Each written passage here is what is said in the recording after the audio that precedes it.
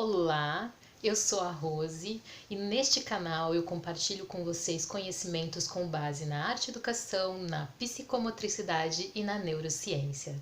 Sejam muito bem-vindas e bem-vindos!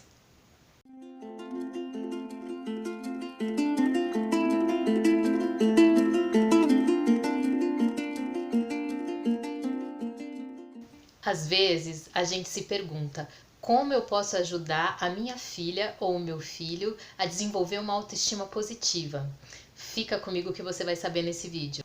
Este vídeo é parte de um ciclo de vídeos que eu estou fazendo no mês da consciência negra, falando sobre autoestima e desenvolvimento infantil. E nele eu vou dar para vocês uma ferramenta para trabalhar com a criança o autoconceito. Se você não sabe o que é autoconceito, eu vou deixar no izinho aqui em cima e na descrição do áudio o vídeo onde eu explico as 3 bases da autoestima, que são o autoconceito, a autoimagem e o ideal do ego. Esses fatores estão entrelaçados e quando a gente atua sobre um, a gente desenvolve o outro simultaneamente. Porém, a gente pode focar no desenvolvimento de um deles. Nesse vídeo vocês vão aprender a driblar os rótulos e ajudar a criança a desenvolver um autoconceito mais amplo e positivo. Resumidamente, o autoconceito é a nossa capacidade de perceber as nossas características gerais. No entanto, às vezes a gente tem problemas para desenvolver esse autoconceito. Por quê? Porque ou a gente não tem oportunidade de desenvolver essas características, ou a gente não tem nenhum reflexo fora que nos dê a percepção dessas características. Uma das coisas que mais prejudica o desenvolvimento do autoconceito são os rótulos sociais. E a criança negra, por sua vez, tem que lidar com muitos rótulos sociais nos diversos ambientes onde ela circula, principalmente na escola. Os rótulos são as visões que as pessoas têm da gente. As crianças negras geralmente enfrentam rótulos muito negativos, como são muito agitados, são muito agressivos, são muito bons na dança, nos esportes, na música, mas para pensar não são assim muito bons. Os rótulos são inúmeros, mas esse último que eu citei é um dos mais prejudiciais para a vida da criança negra. Por quê? Porque geralmente nos ambientes escolares a criança vai ser colocada para estar nos esportes, ela vai ganhar destaque na dança, na música e ao mesmo tempo vai ter a sua capacidade acadêmica desvalorizada ou subestimada. Então é muito importante os cuidadores estarem atentos a essa questão, porque isso afeta demasiadamente a autoestima da criança negra. Isso vai resumindo o autoconceito dela a: sou bom no esporte, sou bom na música, sou bom na dança, mas não consigo pensar, não consigo entender as matérias, não consigo ser inteligente. Inteligência são coisas múltiplas, as inteligências são múltiplas. No entanto, na nossa sociedade a gente entende que ser inteligente é ter bom raciocínio linguístico e bom raciocínio lógico-matemático. E esse rótulo em especial, ele não faz nenhum sentido quando a gente vai olhar para o nosso processo de desenvolvimento. E eu vou explicar para vocês o porquê. O que quase ninguém sabe é que as ações, o movimento, as experiências físicas são a base para o nosso desenvolvimento cerebral. Por quê? Porque elas criam conexões neuronais que vão dar para a gente o substrato, ou seja, a raiz do desenvolvimento do nosso pensamento lógico, matemático e linguístico. Mas como assim, Rose? A questão é que no processo de desenvolvimento, o movimento vem antes de tudo. Então, através do desenvolvimento motor, nós desenvolvemos as bases neurológicas para a realização de atividades cognitivas superiores. O que é isso? As atividades cognitivas superiores são as habilidades de leitura e escrita, são o raciocínio lógico-matemático, são as nossas capacidades de planejamento e estratégia. Complicou? Calma que eu vou explicar.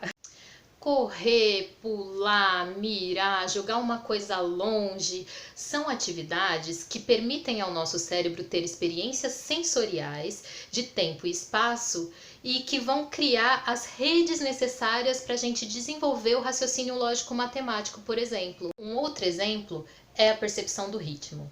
Uma pessoa que se dá bem em atividades rítmicas é uma pessoa que tem uma percepção lógico-matemática do som muito mais apurada do que quem não tem essa habilidade.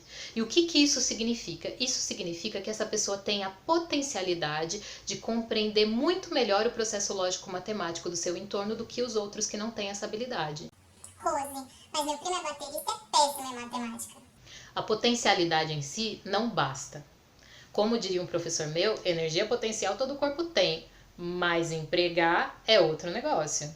É necessário que essa habilidade seja reconhecida e que a pessoa seja exposta, ou seja, tenha oportunidades de participar de atividades em que ela trabalhe com prazer o raciocínio lógico-matemático e que ela consiga ser incentivada a abstrair das suas habilidades para construir operações numéricas, por exemplo. Esse assunto é muito amplo, mas eu dei essa pincelada para vocês entenderem o quanto esse rótulo não faz sentido e o quanto as nossas crianças são tolhidas por ele.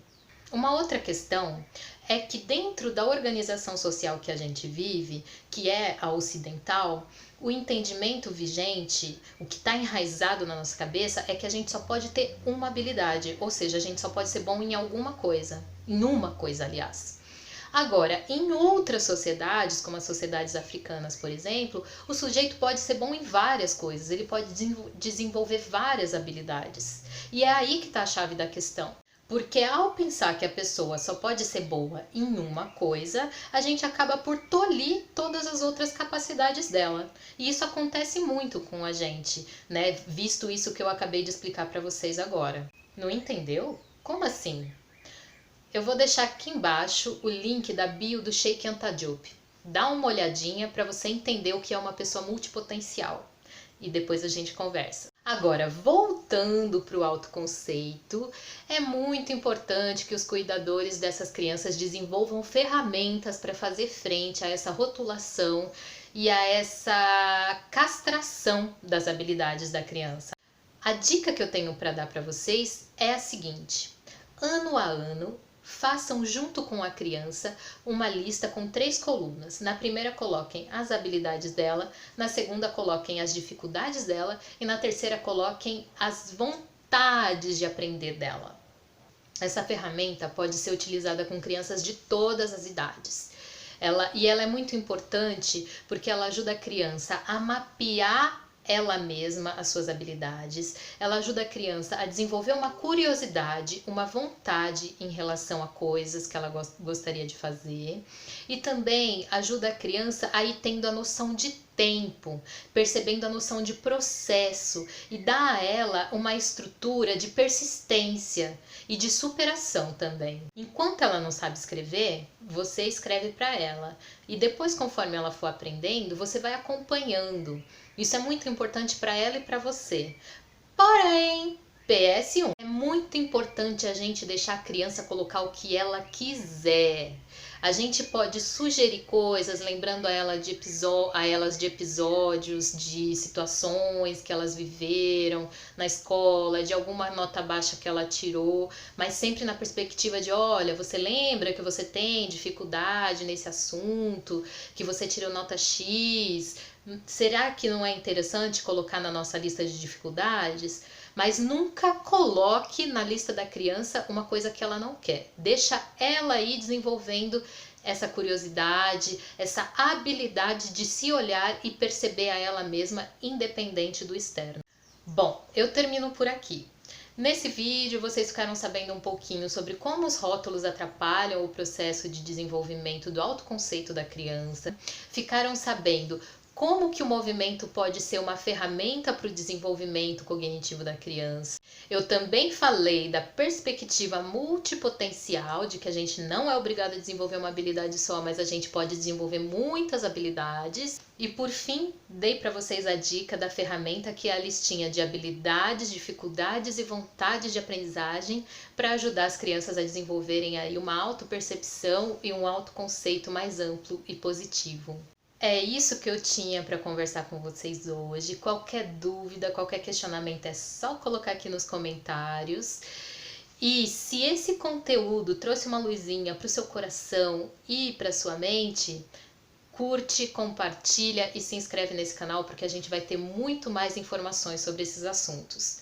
Um beijo e até a próxima!